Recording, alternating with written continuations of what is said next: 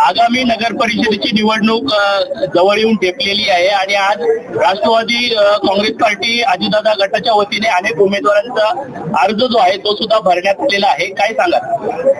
फुरसुंगी उर्ली देवाची नगर परिषदेची इलेक्शन आता उद्या शेवटचा फॉर्म भरायचा दिवस आहे, पण आमचे सगळे उमेदवार ठरल्यामुळं नगराध्यक्षाचा 1 आणि 32च्या 32 नगरसेवकाचे उमेदवार ठरल्यामुळं आम्ही आज फॉर्म भरायचा निर्णय घेतलेला आहे आणि राष्ट्रवादी काँग्रेस पक्ष संपूर्ण 1 नगराध्यक्षाच्या आणि 32 नगरसेवकांच्या अशा 33च्या 33 जागा आम्ही लढत आहोत.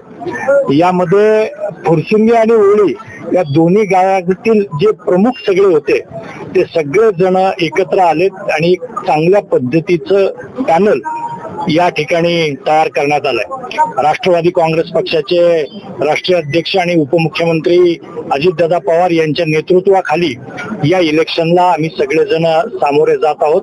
या नगर परिषदेची प्रभारी म्हणून जबाबदारी माझ्याकडे देण्यात आली होती आणि त्या पद्धतीनं हे पॅनल तयार करण्यात आलेलं आहे. सर्वच विविध पक्षातील मंडळींनी एकत्र येऊन हा निर्णय घेतलाय की फुरसुंगी आणि उर्लीचा विकास झाला पाहिजे आणि त्याच्यासाठी सगळीच मंडळी आज माझ्या बरोबर तुम्ही सगळी मंडळी उभी राहिलेली पाहू शकताय.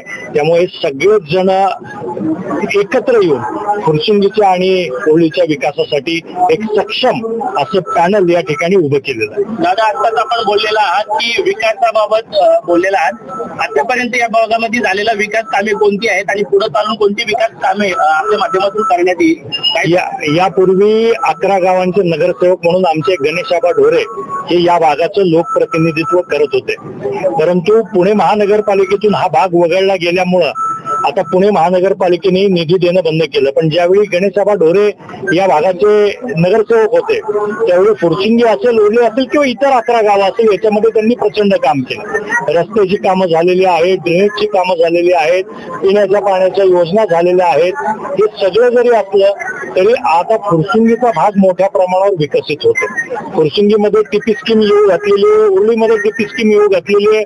कचरा डेपोचा जो प्रश्न होता त्यात महानगरपालिकेने ती जागा त्यांच्याकडे ठेवलेली आहे. त्यामुळे असे विविध प्रश्न आहेत ज्या प्रश्नांना पुढच्या काळामध्ये हाताला घेऊन आम्ही सगळ्या या भागातील नागरिकांच्या सोयी, मूलभूत सोयी सुविधा, इन्फ्रास्ट्रक्चर वरती भर देऊ.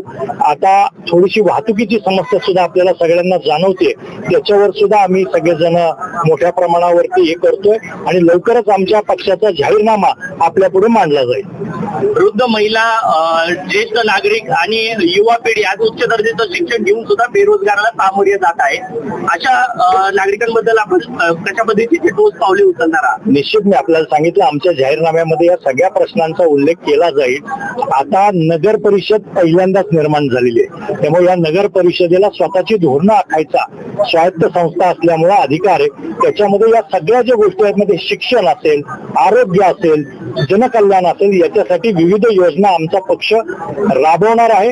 त्याची आम्ही आमच्या जाहीरनाम्यामध्ये तुम्हाला सूचित करू. होणाऱ्या निवडणुकीमध्ये जनतेशी थेट संवाद कशा पद्धतीने साधला जाणार आहे? यात आमचे सगळे जे आहेत जे उमेदवार वॉर्डात आहेत ते उमेदवार वॉर्डामध्ये प्रचार करतील.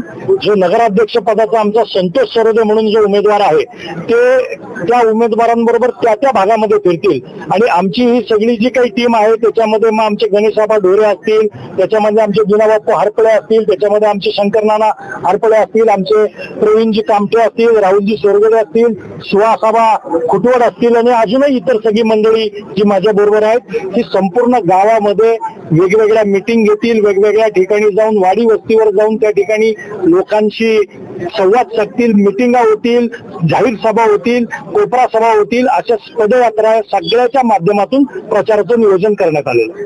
होणाऱ्या निवडणुकीमध्ये नागरिकांकडून काय अपेक्षा आपली असणार आहे? होणाऱ्या निवडणुकीमध्ये नागरिकांकडून अपेक्षा राहण्यापेक्षा नागरिकांना आम्ही काय चांगलं देणार आहे हा आमचा प्रयत्न राहणार आहे. नागरिकांच्या अपेक्षांना खरं उतरण्याचा प्रयत्न राष्ट्रवादी काँग्रेस पक्ष करेल.